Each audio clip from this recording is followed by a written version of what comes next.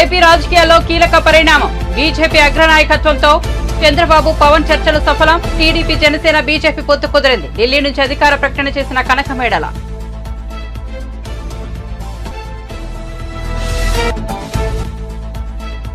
బైరామల్గూడ రెండవ ఫ్లైఓవర్ ప్రారంభించిన సీఎం రేవంత్. ఈ ఫ్లైఓవర్ తో LB Nagar Sagar ring road ప్రాంతంలో ట్రాఫిక్ కష్టాలు.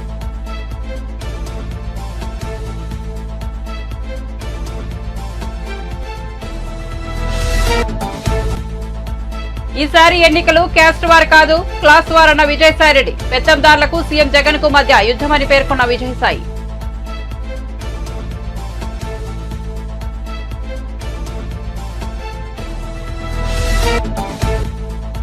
చంద్రబాబు హయాంలో జరిగినట్లే రేవంత్ హయాంలోనూ జరుగుతుందన్న బాల్క సుమన్. రేవంత్ రెడ్డి బీజేపీతో మాట్లాడుతున్నట్లుగా తెలుస్తోందని, పార్లమెంట్ ఎన్నికల తర్వాత బీజేపీలో చేరుతారని జోష్యం.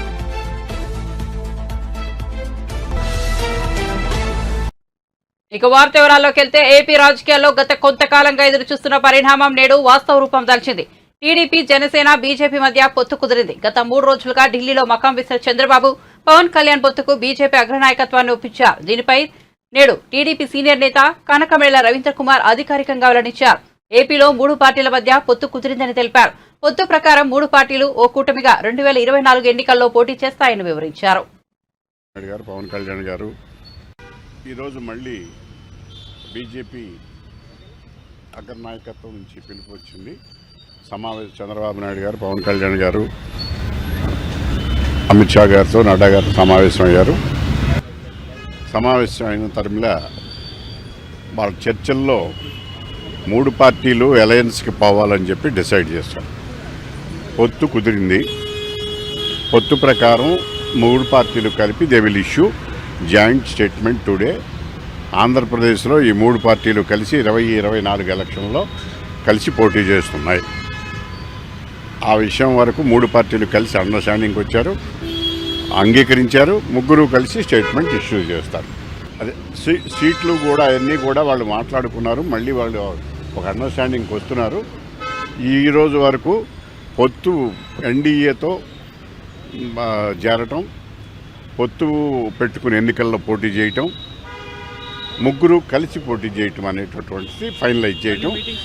దాని మీద ఫర్దర్గా ఎన్డీఏలో మేము చేరిన తర్వాత ఫర్దర్గా మీటింగ్స్ పెట్టుకుని అన్నీ కూడా ఫైనలైజ్ చేస్తాం.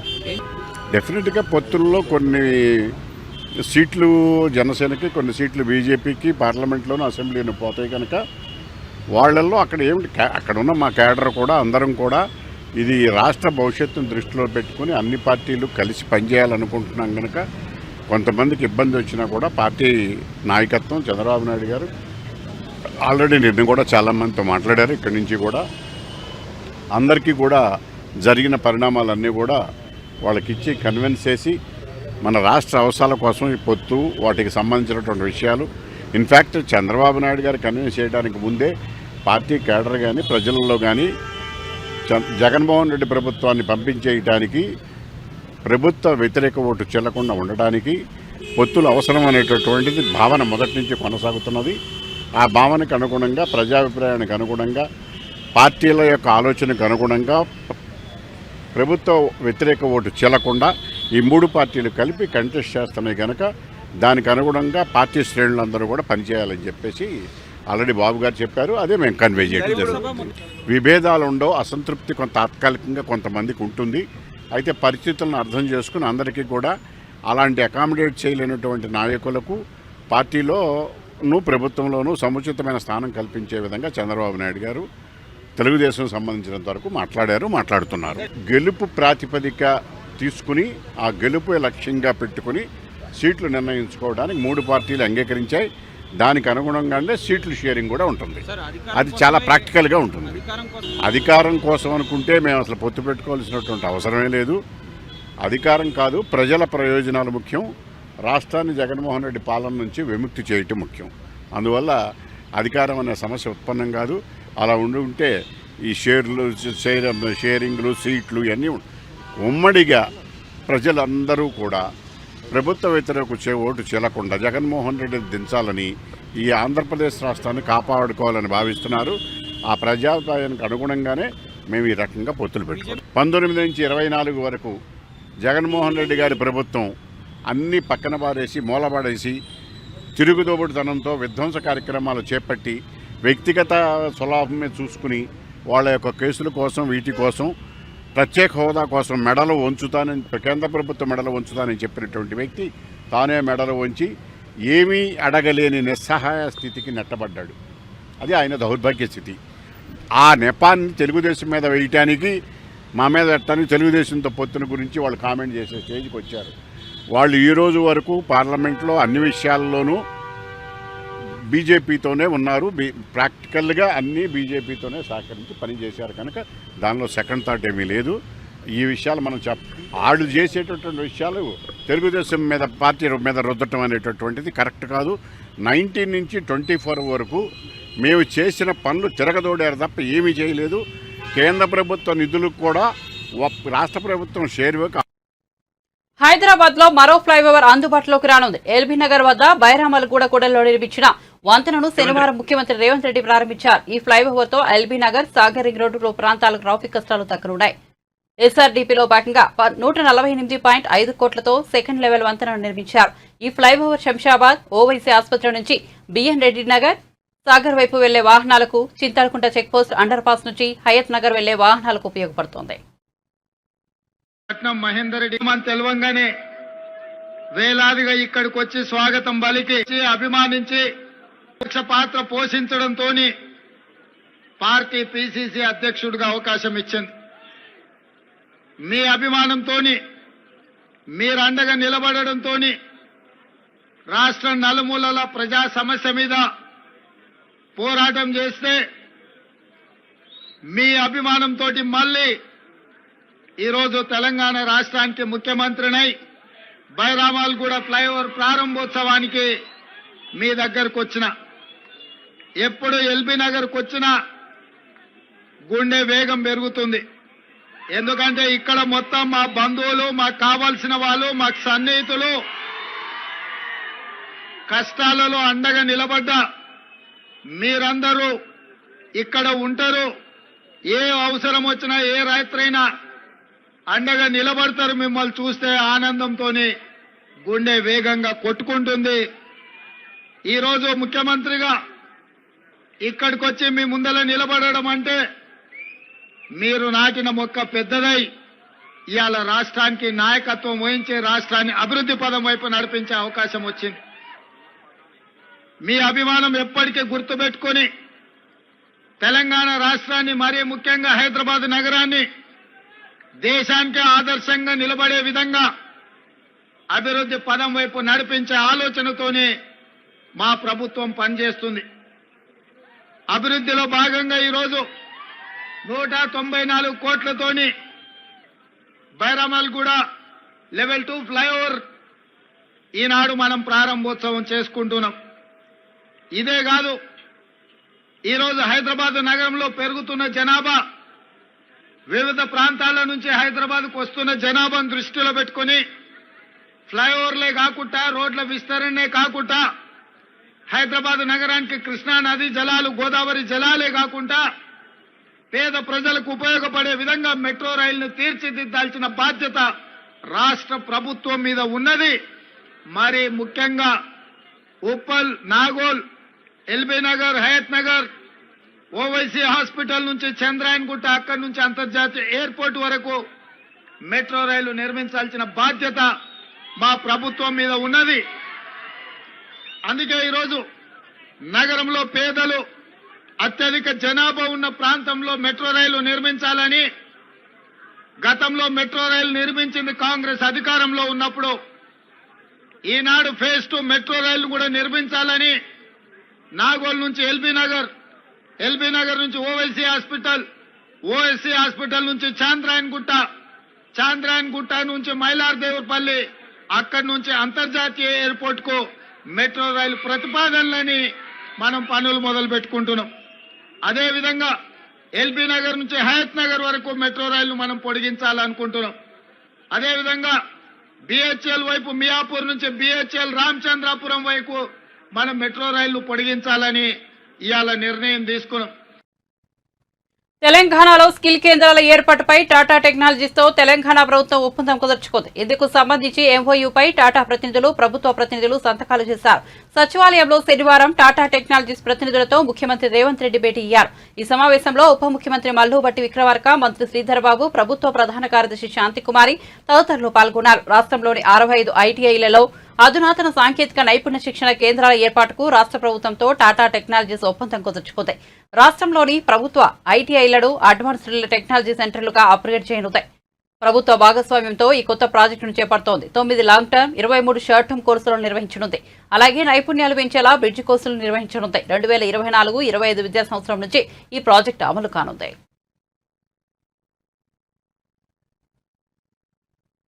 ఎన్నికలు సమీపిస్తున్న నేపథ్యంలో ఏపీ రాజకీయ నేతలు మాటలకు పదును పెడుతున్నారు. ఏపీలో ఈసారి జరగబోయే ఎన్నికలు కులాల మధ్య పోరు కాదని, వర్గాల మధ్య పోరు అని వైసీపీ రాజ్యసభ సభ్యుడు విజయసాయిరెడ్డి అన్నారు. రాష్ట్రంలో అధికారం అంతా ఒకే చోట కేంద్రీకృతమై ఉండాలని కోరుకుంటున్న సంపన్నులకు, అభివృద్ధి వికేంద్రీకరణ కోరుకుంటున్న సీఎం జగన్ వంటి వారికి మధ్య జరిగే యుద్ధం ఈ ఎన్నికలు అని అభివర్ణించారు. అధికారం కోసం అరులు చేస్తున్న పెత్తందారులకు రాష్ట్ర సమగ్ర అభివృద్ధి లక్ష్యంగా పేదలు వారి కలలను సాకారం చేసుకునేంత వరకు వారి చేయి విడవరాదని భావించే సీఎం జగన్ కు మధ్య జరుగుతున్న యుద్ధమని విజయసాయిరెడ్డి వివరించారు. విజయసాయిరెడ్డి ఈసారి నెల్లూరు పార్లమెంట్ స్థానం నుంచి ఎన్నికల్లో పోటీ చేస్తున్న సంగతి తెలిసిందే. టార్గెట్ 175కు 175. మా యొక్క టార్గెట్ 25 పార్లమెంట్ స్థానాలకు 25 పార్లమెంట్ స్థానాలు. ఆ లక్ష్యంతో ముందుకెళ్తా ఉన్నాం. తప్పకుండా మా యొక్క లక్ష్యాన్ని మేము సాధిస్తామన్నటువంటి విషయంలో ఎటువంటి సందేహము లేదు. ఈ వై నాట్ 175 అన్నటువంటిది ఈ యొక్క సిద్ధం మహాసభలో కూడా ప్రదర్శించడం జరుగుతుంది. మాకు ఆ నమ్మకం ఉంది. ఆ నమ్మకంతో ప్రజల్లోకి వెళ్తున్నాం. ప్రజలకు చేసి చూపించిన తర్వాత ప్రజల వద్దకు మళ్ళీ మేము వెళ్తా ఉన్నాం. రాబోయేటటువంటి 5 సంవత్సరాల కాలంలో మరింత మెరుగైనటువంటి, మరింత సుపరిపాలన ఇవ్వాలన్నటువంటి ఒక దృఢ నిశ్చయంతో మేము ముందుకెళ్తున్నాం అన్నటువంటి విషయాన్ని తెలియజేస్తూ సెలవు తీసుకుంటున్నాను.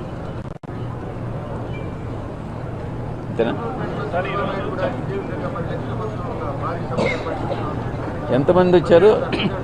60,000 మంది వచ్చారు. పెడతానంటున్నాడా? మొన్న పెట్టిన దానికి 10 లక్షలు అని చెప్తే 60,000 కూడా రాలేదు. మీరు చూశారు కదా ఎన్ని కుర్చీలు ఖాళీగా ఉన్నాయి, ఎంతమంది వచ్చారన్నటువంటిది. 10 లక్షలు అని చెప్తే 60,000 కూడా రానటువంటి సందర్భం. ఇది ప్రజల్లో తెలుగుదేశం పార్టీకి ఉన్నటువంటి స్పందన.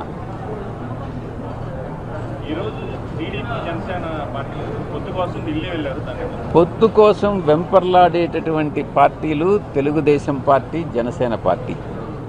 వైఎస్ఆర్ కాంగ్రెస్ పార్టీ ఈ మొట్టమొదట మా అధినాయకుడు నిర్ణయించినటువంటి ప్రకారం ఎవరితో పొత్తులు పెట్టుకునేటటువంటి పరిస్థితి లేదు.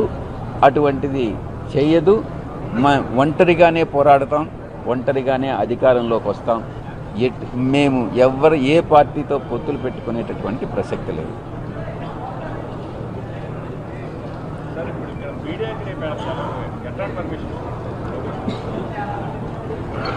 నేషనల్ మీడియా వస్తుంది. నేషనల్ మీడియాలో పీటీఐ వస్తుంది, ఏఎన్ఐ వస్తుంది. నేషనల్ మీడియా ఛానల్స్ అన్నీ ఇక్కడికి వస్తూ ఉన్నాయి. వాళ్ళ రిప్రజెంటేటివ్స్ అందరూ వస్తున్నారు. లోకల్ మీడియా అంతా కూడా విజయవాడ నుంచి, హైదరాబాద్ నుంచి కూడా లోకల్ మీడియా, తెలుగు మీడియా మిత్రులందరూ కూడా వస్తున్నారు. వాళ్ళందరికీ కూడా అరేంజ్మెంట్స్ అన్నీ కూడా ప్రాపర్గా చేయడం జరుగుతుంది. మీడియా నుంచి, నేషనల్ మీడియా నుంచి కూడా ఆసక్తి కనపరుస్తున్నారు. చాలామంది నేషనల్ మీడియా మిత్రులందరూ కూడా అడగడం జరిగింది. సిద్ధం మహాసభ ఇంత గ్రాండ్ సక్సెస్ మహాసభలు ఇంత గ్రాండ్ సక్సెస్ నాణ్యమైన క్యాన్సర్ నివారణ సేవలు ఉచితంగా అందించడం గర్వంగా ఉందని టీడీపీ ప్రధాన కార్యదర్శి నారా లోకేష్ సతీమణి బ్రాహ్మణి అన్నారు. మంగళగిరి నియోజకవర్గంలో లోకేష్ నేతృత్వంలో బసవతారకం ఇండో అమెరికన్ క్యాన్సర్ ఆసుపత్రి ఏర్పాటు చేసిన ఉచిత క్యాన్సర్ నిర్ధారణ శిబిరాన్ని ఆమె ప్రారంభించారు.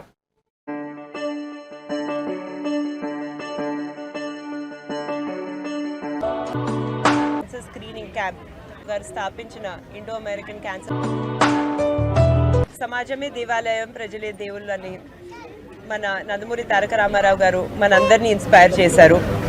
నందమూరి తారక రామారావు గారు స్థాపించిన ఇండో అమెరికన్ క్యాన్సర్ హాస్పిటల్ ఏదైతే ఇప్పుడు నందమూరి బాలకృష్ణ గారు చైర్మన్గా నడుపుతున్నారో, వాళ్ళ mobile screening, cancer screening camp ఈరోజు మన మంగళగిరిలో జరుగుతుంది. ఈరోజు 9వ తారీఖే కాకుండా రేపు 10వ తారీఖు కూడా ఇక్కడ జరుగుతుంది. క్యాన్సర్ అనే వ్యాధి చాలా ఫ్యామిలీస్ని తెలియకుండానే పీడిస్తుంది. అందుకే దీనికి ముఖ్యమైన విషయం ఏంటంటే అందరూ వచ్చి క్యాన్సర్ స్క్రీనింగ్ రెగ్యులర్గా చేసుకోవాలి, ఎర్లీ డిటెక్షన్ అవ్వాలి, ఎర్లీ ట్రీట్మెంట్ కూడా జరగాలి. ఇంతకుముందు జరిగిన క్యాంప్స్లో తెలియకుండా చాలామందికి క్యాన్సర్ వ్యాధి, బ్రెస్ట్ క్యాన్సర్ కానివ్వండి, లంగ్ క్యాన్సర్ కానివ్వండి, వీటన్నిటిని డిటెక్ట్ చేయడం జరిగింది. సో తప్పకుండా మంగళగిరి ప్రజలందరూ ఈ అవకాశాన్ని వినియోగించుకోవాలి, వచ్చి ఎర్లీ క్యాన్సర్ స్క్రీనింగ్ చేసుకోవాలి. ముఖ్యంగా మహిళలు ఎవరైతే 40 సంవత్సరాల కన్నా ఎక్కువ వయసు ఉండే వారు ఉన్నారో వాళ్ళు వచ్చి ఇక్కడున్న అడ్వాన్స్డ్ ఎక్విప్మెంట్ ద్వారా మ్యామోగ్రఫీ స్క్రీనింగ్ చేయించుకోవాలి. అండ్ వాళ్ళకి ఫ్యామిలీ హిస్టరీ ఉంటే వాళ్ళు తప్పకుండా వచ్చి ఈ అవకాశాన్ని వినియోగించుకోవాలి. ముఖ్యంగా మా dedicated team of Indo American cancer hospital doctors ఎవరైతే రాత్రింపగలు కృషి చేసి ఈ మొబైల్ హెల్త్ క్యాంప్స్ ఏదైతే చేస్తున్నారో లక్షలాది మందికి క్యాన్సర్ స్క్రీనింగ్ చేసి వాళ్ళకి ట్రీట్మెంట్ అందిస్తున్నారో వాళ్ళందరికీ ఈరోజు పర్సనల్గా మానిటర్ చేయడానికి మా CEO గారు కృష్ణయ్య గారు కూడా రావడం జరిగింది మన మంగళగిరికి. వీరందరికీ ధన్యవాదాలు తెలుపుకుంటూ మళ్ళీ ఇంకొకసారి మంగళగిరి ప్రజలందరికీ పిలుపునిస్తూ క్యాన్సర్ స్క్రీనింగ్ చేసుకోవాలని నేను సెలవు తీసుకుంటున్నాను. ధన్యవాదాలు. తన తండ్రి షేక్ హాజీవలపై జరిగిన దాడి ఘటనపై మాజీ మంత్రి వైఎస్ వివేక హత్య కేసులో అప్రూవర్గా మారిన దస్తగిరి స్పందించారు. కడప ఎంపీ అవినాష్ రెడ్డి బెయిల్పై బయట ఉండడం వల్లే ఇలాంటి ఘటనలు జరుగుతున్నాయని బెయిల్ రద్దు చేయాలని కోరారు. పులివెందులలో ఏర్పాటు చేసిన మీడియా సమావేశంలో ఆయన మాట్లాడారు.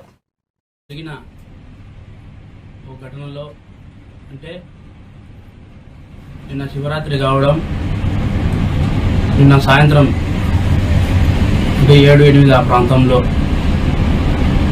మా నాన్నైన హాజీవలి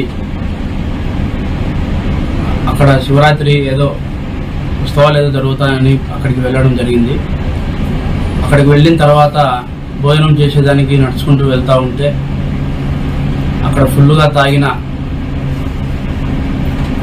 వైసీపీ అనుచరులైన ముగ్గురు అక్కడికి వెళ్ళి దస్తగిరి అనేవాడు మీ కొడుకేనా, వాడు మా అన్న జగన్ మీద పోటీ చేసేంత మగవాడవాడు, నిన్ను వాడిని అందరినీ చంపుతాము చూసుకో అని చెప్పి ఒక కత్తితో దాడి చేయడం జరిగింది. ఆ దాడి చేయడం వల్ల మా నాన్న హాజీవలి గారు కింద పడడం జరిగింది, అరవడం జరిగింది. అక్కడున్న ప్రజలు అప్రమత్తం అయ్యేసరికి వాళ్ళు పారిపోయినారు.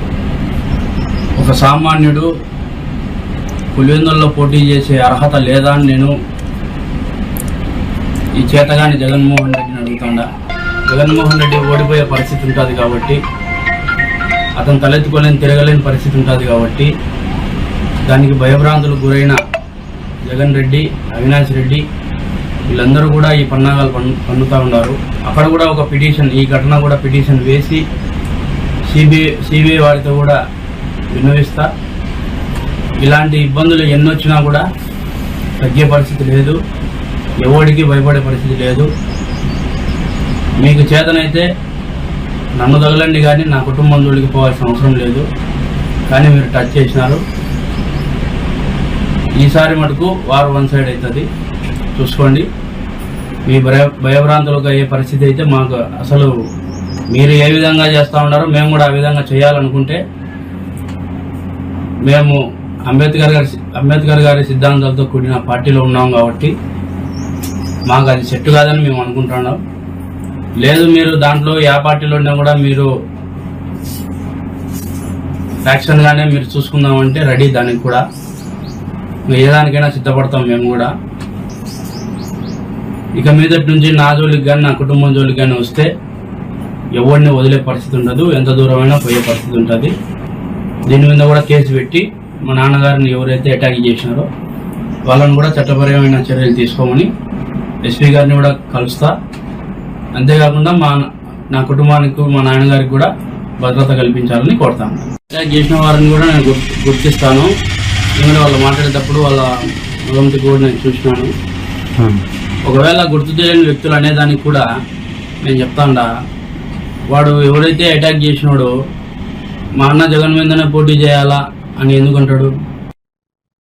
రైతు బంధుకు సంబంధించి ఉప ముఖ్యమంత్రి మల్లుభట్టి విక్రమార్క కీలక ప్రకటన చేశారు. కొండలు గుట్టలు రోడ్లకు తాము రైతు బంధు ఇవ్వలేకూడదని నిర్ణయించుకున్నామని స్పష్టం చేశారు. శనివారం ఆయన మీడియాతో మాట్లాడుతూ ప్రస్తుతం రైతు బంధును పాత రేటా ప్రకారం ఇస్తున్నట్టు తెలిపారు. ప్రస్తుతం 4 ఎకరాల లోపు ఉన్న వారికి రైతు బంధు ఇస్తున్నామని, త్వరలో 5 ఎకరాల లోపు ఉన్న వారికి ఇస్తామన్నారు. వ్యవసాయం చేసే వారికి రైతు బంధు ఇస్తామని స్పష్టం చేశారు. రాష్ట్రంలో వ్యవసాయ పంపులకు మీటర్లు పెట్టేదే లేదన్నారు. ఈ ప్రభుత్వం డిసెంబర్ నుంచి ఎక్కువగా సరఫరా చేసిందనేది అంకెలు సంఖ్యలతో సహా రాష్ట్ర ప్రజలకి మీ ద్వారా తెలియజేస్తా ఉన్నాం. అట్లాగే హైయెస్ట్ పీక్ డిమాండ్ కూడా మేము సరఫరా చేసి దానిని కూడా ఇటువంటి పరిస్థితి వస్తే కూడా మేము సరఫరా చేయడానికి సిద్ధంగా ఉన్నాం. తట్టుకొని నిలబడి కరెంట్ అందిస్తున్నాం అని చెప్పడానికి సిద్ధంగా ఉన్నాం. అట్లాగే భవిష్యత్తులో కూడా మార్చ్, ఏప్రిల్, మే మాసాల్లో మేము పీక్ డిమాండ్ ఉండబోతా ఉంది. కరెంటుకు సంబంధించి ఎండాకాలం ఎక్కువ మొత్తంలో వాడకం ఉంటుంది కాబట్టి దానికి సంబంధించి 16,500 మిలియన్ మెగావాట్స్ ని ఏర్పాటు చేసుకోవటానికి కావలసినటువంటి విద్యుత్ సంబంధించిన ప్రొడక్షన్ కూడా అట్లాగే సరఫరా చేసుకోవడానికి కావాల్సినటువంటి మిగతా ఏర్పాట్లు కూడా పూర్తిగా చేసి పెట్టుకున్నాం. ఎవరికైనా కావాలని ఎవరైనా అపోహలు సృష్టించడానికి ప్రయత్నం చేస్తే ఆ అపోహలను నమ్మబాకండి. రాష్ట్ర ప్రజలందరూ కూడా నిశ్చింతగా ఉండండి, సంతోషంగా ఉండండి. మీకు ఎటువంటి ఇబ్బందులు రాకుండా చూసే బాధ్యత మాది. మేము చేస్తున్నాం, చేసి చూపిస్తాం. ఇంత పీక్ డిమాండ్ కూడా తట్టుకొని నిలబట్టడానికి కావాల్సిన ఆర్థిక పరమైనటువంటి వ్యవస్థలను కూడా మీరు కల్పించినటువంటి ఇబ్బందుల నుంచి కూడా బయటకు వచ్చి ఆ పరిస్థితులు కూడా మేము ముందుగానే లెక్కేసుకొని దానికి కావాల్సిన ఏర్పాట్లు కూడా మేము చేసుకొని ప్రజలకి రాబోయే రోజుల్లో ఇబ్బంది లేకుండా చేసే కార్యక్రమాలు చేస్తున్నామని చెప్పడానికి సంతోషిస్తా ఉన్నాం. అట్లాగే మీకు తెలుసు, మొన్న తాడిచెర్ల సంబంధించినటువంటి కోల్ బ్లాక్ సంబంధించి కూడా కోల్ మంత్రి గారిని కలిసి వచ్చాం. అట్లాగే పవర్ సంబంధించినటువంటి మంత్రి గారిని కూడా కలిసి వచ్చాం, కేంద్ర ప్రభుత్వానికి సంబంధించినటువంటి వారిని. వారితో కూడా రాష్ట్ర ప్రభుత్వానికి కావాల్సినటువంటి సహాయ సహకారాలు భవిష్యత్తులో రాష్ట్ర ప్రజలకు ఎటువంటి ఇబ్బంది లేకుండా ఇటువంటి పవర్ ప్రాజెక్ట్స్ సంబంధించిన కోల్ ప్రొడక్షన్ కానీ లేకపోతే పవర్ సంబంధించిన ఇతరత్ర దేశంలో మారుతున్నటువంటి పరిస్థితులకు అనుగుణంగా అంటే ఆల్టర్నేటివ్ ఎనర్జీ సోలరైజేషన్ కోసం కూడా మేము చేయాలనుకున్నటువంటి విషయాలు వారందరితో చర్చించడం, మాకు కావాల్సిన సహాయ సహకారాలు కూడా వారిని అందించవలసిందిగా కోరటం, వారు కూడా సానుకూలంగా స్పందించారు. భవిష్యత్తులో తెలంగాణ రాష్ట్రాన్ని ఒక ఆదర్శవంతమైనటువంటి రాష్ట్రంగా ఆల్టర్నేటివ్ ఎనర్జీని అందించేటువంటి గ్రీన్ ఎనర్జీని సీఎం రేవంత్ రెడ్డిపై మండిపడ్డారు బీఆర్ఎస్ నేత బాల్కసుమన్. సీఎం రేవంత్ బీజేపీలో చేరేందుకు సిద్దమవుతున్నారని బాల్కసుమన్ ఆరోపించారు. పార్లమెంట్ ఎన్నికలు ముగిసిన వెంటనే ముఖ్యమంత్రి రేవంత్ రెడ్డికి ఏక్నాథ్ షిండే అవుతారని పేర్కొన్నారు. రేవంత్ రెడ్డి, కిషన్ రెడ్డిల సమన్వయంతో ఎన్నో మున్సిపాలిటీలు దక్కించుకున్నారని ఆరోపణలు చేశారు. సంఘటన చూస్తే దానికి సంబంధించి మనకు స్పష్టంగా అర్థం చేసుకున్న వాళ్ళందరికీ అన్ని విషయాలు అర్థమైపోయినాయి. నిన్నటితో ఈ రేవంత్ రెడ్డి గారి గురువు మాజీ ముఖ్యమంత్రి చంద్రబాబు నాయుడు నిన్న గురు శిష్యుల భేటీ 2 గంటల పాటు జరిగింది. ఇక్కడ బేగంపేట ఎయిర్పోర్ట్ లో ఇద్దరు గురు శిష్యులు సుమారు 2 గంటల పాటు కలిసి మాట్లాడుకున్నారు. దీంట్లో అన్ని విషయాలు మాట్లాడుకున్నారు. మొన్న మోడీ గారితో రేవంత్ రెడ్డి మాట్లాడిండు, నిన్న చంద్రబాబు గారు రేవంత్ రెడ్డి వీళ్ళిద్దరు మాట్లాడుకున్నారు. ఇవాళ పోయి చంద్రబాబు నాయుడు గారు అమిత్ షాని కలిసి అన్ని బ్రీఫ్ చేసి అన్ని అయిపోయినాయి, అన్ని మాట్లాడుకున్నారు. గురువు స్పష్టంగా బీజేపీలో చెప్పిండట, రేవంత్ రెడ్డి నా శిష్యుడే, నేను తీసుకొని వస్తాను ఎట్లయితే చెప్పినా ఆయన కూడా మీకు ఆల్రెడీ వస్తానని చెప్పింది కదా, ఇక డీల్ ఓకే అని చెప్పి చంద్రబాబు నాయుడు భారతీయ జనతా పార్టీ అగ్రనాయకత్వానికి అధిష్టానానికి చెప్పినట్టుగా మనకు తెలుస్తూ ఉంది. ఇక ఈయన ఎంత దగ్గర అనేది రేవంత్ రెడ్డి చంద్రబాబు నాయుడు గురు శిష్యులు ఎంత దగ్గర అనేది మనందరూ కూడా తెలుసు. ఎందుకంటే ఇక్కడ తెలంగాణలో మొన్న అసెంబ్లీ ఎన్నికల సందర్భంలో చంద్రబాబు నాయుడుకు సంబంధించినటువంటి తెలుగుదేశం పార్టీ పోటీ చేయకుండా మొత్తం కాంగ్రెస్ పార్టీకి సహకరించింది.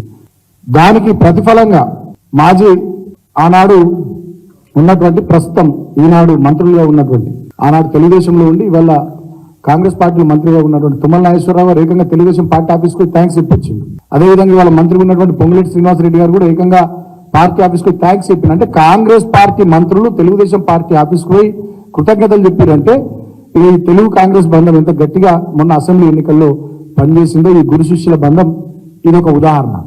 ఆ గురువు ఆజ్ఞ మేరకే గతంలో 2014లో మేము ప్రభుత్వంలోకి వచ్చిన తర్వాత తదనంతరం ఎమ్మెల్సీ ఎన్నికలు వస్తే మా ప్రభుత్వాన్ని పడగొట్టడానికి గురువు ఆదేశానుసారమే ఆనాడు ఈ రేవంత్ రెడ్డి మా స్టీఫెన్సన్ ఎమ్మెల్యే ఇంటికి నోట్ల కట్టలతో పోయి ఆనాడు మా ఎమ్మెల్యేలను కొనుగోలు చేసి తెలంగాణలో ప్రభుత్వాన్ని పడగొట్టాలనేటటువంటి కుట్ర కూడా చేసిండు. గురువు ఆదేశాల మేరకే ఆనాడు తెలంగాణ ఉద్యమం జరుగుతున్నటువంటి సందర్భంలో 2014 ముందు తెలంగాణ ఉద్యమం జరుగుతున్నటువంటి సందర్భంలో కరీంనగర్లో జరుగుతున్నటువంటి తెలుగుదేశం పార్టీ సభకు హైదరాబాద్కి వెళ్లి గురువు ఆదేశం మేరకు రైఫిల్ పట్టుకుని బయలుదేరింది రేవంత్ రెడ్డి. తుపాకీ పట్టుకుని ఆనాడు బయలుదేరింది. అంటే చంద్రబాబు నాయుడు ఎంత చెప్తే రేవంత్ రెడ్డి అనేటటువంటి వ్యక్తి అంత చేస్తాడనడానికి ఇవి కొన్ని ఉదాహరణలు. సో ఇవాళ ఈ గురు శిష్యుల బంధం బ్రహ్మాండంగా గట్టిగా భారతీయ జనతా పార్టీ కోసం కలిసి కట్టుగా ఎన్నికలకు ముందు చంద్రబాబు నాయుడు పార్లమెంట్ ఎన్నికలకు ముందు, పార్లమెంట్ ఎన్నికల తర్వాత రేవంత్ రెడ్డి చేరడం అనేటటువంటిది ఆల్రెడీ జరిగిపోయింది. నేను తెలంగాణ ప్రజలకు కూడా విజ్ఞప్తి చేస్తూ ఉన్నా, మళ్ళొక్కసారి మిమ్మల్ని అందరినీ కూడా ఆలోచించమని కోరుతా ఉన్నా. ఎలాంటి చంద్రబాబు నాయుడు పాలనకు వ్యతిరేకంగా మనం ఆనాడు పోరాటం చేసి 2004 వరకు ఆనాడు మనం కష్టపడ్డామో ఆ ఇబ్బంది పడ్డ రోజులను ఒక్కసారి గుర్తు తెచ్చుకోమని కోరుతా ఉన్నా. సేమ్ ఇవాళ మళ్ళీ అవే రోజులు కనబడతా ఉన్నాయి.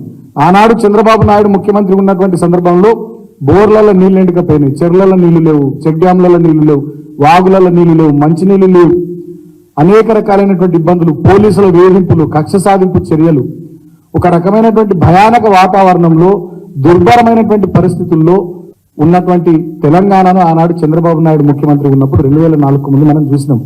మళ్ళీ వాళ్ళ చంద్రబాబు నాయుడు శిష్యుడు రేవంత్ రెడ్డి ముఖ్యమంత్రి ఉన్నటువంటి ఈ సందర్భంలో కూడా మళ్ళీ తెలంగాణలో అటువంటి పరిస్థితులే వచ్చినాయి. ఈ గురు శిష్యుల బంధం, ఈ సంబంధం ఆ పాలనను మళ్ళా తెలంగాణలో కంటిన్యూ చేస్తూ ఉంది. కాబట్టి నేను ప్రజలందరినీ కూడా ఆలోచించమని కోరుతా ఉన్నా.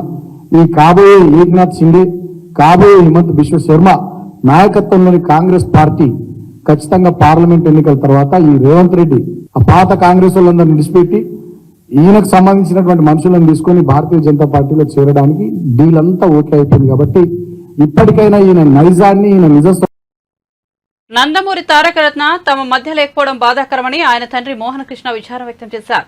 తిరుమల శ్రీవారిని మోహనకృష్ణ తారకరత్న సోదరి మోహన రూప దర్శించుకున్నారు. తారకరత్న జ్ఞాపకార్థం టీటీడీ అన్నదానం కోసం 15 లక్షల విరాళం అందించారు. అనంతరం తరిగొండ వెంగమాంబ భవనంలో భక్తులకు భోజనం వడ్డించారు.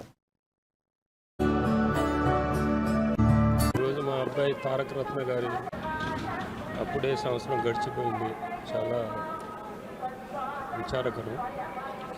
ఇక్కడ ఆయన ఆర్థిక క్రతువు ఇక్కడ చేయడానికి కారణం ఏంటంటే దేవుడి సన్నిధిలో, అలాగే మా నాన్నగారి చేతుల మీదుగా ప్రారంభించబడిన అంటే 1985లో నిత్య అన్నదాన పథకం ఆయన ప్రారంభించారు. ఆయన చేతుల మీదుగా స్థాపించబడింది.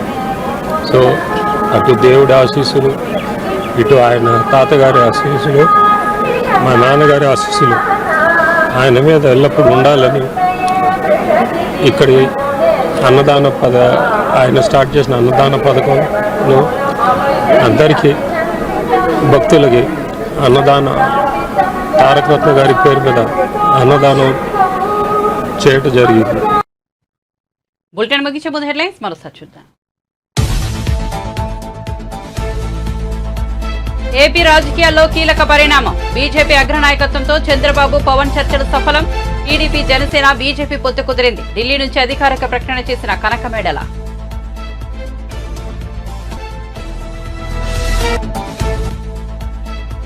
బైరామల్గూడ రెండో ఫ్లైఓవర్ ప్రారంభించిన సీఎం రేవంత్. ఈ ఫ్లైఓవర్ తో LB Nagar, Sagar ring road ప్రాంతంలో ట్రాఫిక్ కష్టాలు.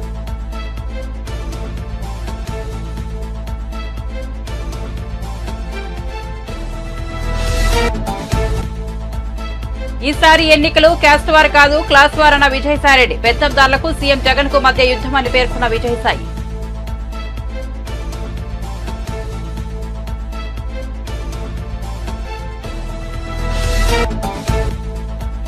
చంద్రబాబు హయాంలో జరిగినట్లే రేవంత్ హయాంలోనూ జరుగుతుందన్న బాల్కసుమన్. రేవంత్ రెడ్డి బీజేపీతో మాట్లాడుతున్నట్లుగా తెలుస్తోందని, పార్లమెంట్ ఎన్నికల తర్వాత బీజేపీలో చేరుతారని జోష్యం. మరిన్ని అప్డేట్స్ కోసం చూస్తూనే ఉండండి రవికిరణాలు టీవీ.